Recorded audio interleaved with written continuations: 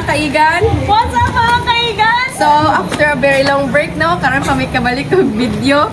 So, shoutout tayo sa mga 1 million subscriber and viewers out there. Ug sa diha. Ikaw na ba ka? So, for today's video we're gonna talk about IT in the field of education.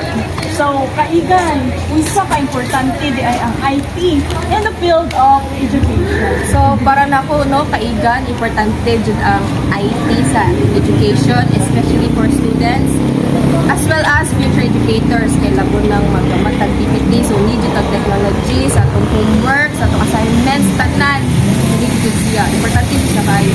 Then, addition of that, kanang kaigan, especially po daw kanang bitaw maghimuta o kanang projects, mutanaw jud sa kanang YouTube, sa mo na mga tutorial, kung saan na to paghimo sa atong mga projects. And then, usa po sa importante sa IT in the field of education is ang mga smartphone devices.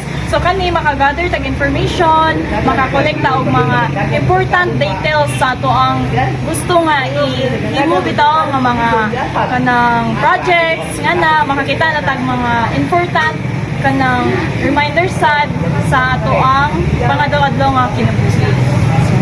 So, we have clips or videos to show how important and useful IT in the field of So, as well as in the everyday lives.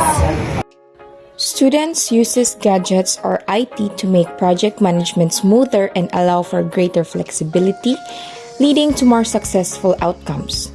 Using gadgets in projects offers numerous benefits, including increased efficiency, better organization, and enhances creativity.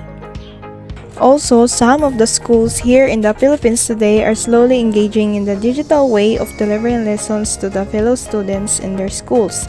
They are using what we call a smart TV or a LCD board to show the school learnings and lessons being given by the teachers. This is more upgrading than the usual way of teaching by using either whiteboards and chalkboards. It's really amazing because they can easily find what information being need by the students in just one click from these gadgets.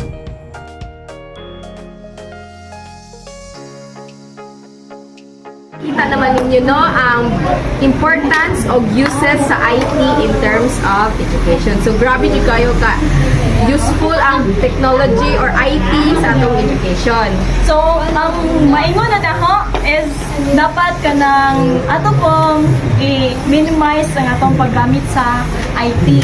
Sumuta ang kanang makakuan bitaw ang creativity sa usa ka tawo as kita nga future educator. So, dapat jud nato igamiton po nato atong pangutok dili kaningaw ta mag-rely sa kanang IT mo.